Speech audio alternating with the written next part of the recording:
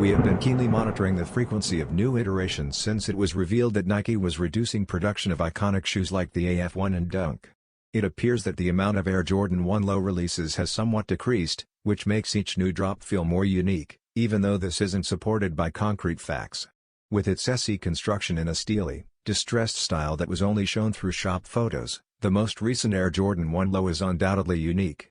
The overlays are made of textured fabric, which has been torn and frayed along the edges, in place of the typical leather. A double-layered swoosh that adds a splash of green completes the look. The heel, with its frayed design surrounding the iconic wings emblem and the connecting strip between the swooshes, is particularly striking, but the deconstructed vibe is present throughout.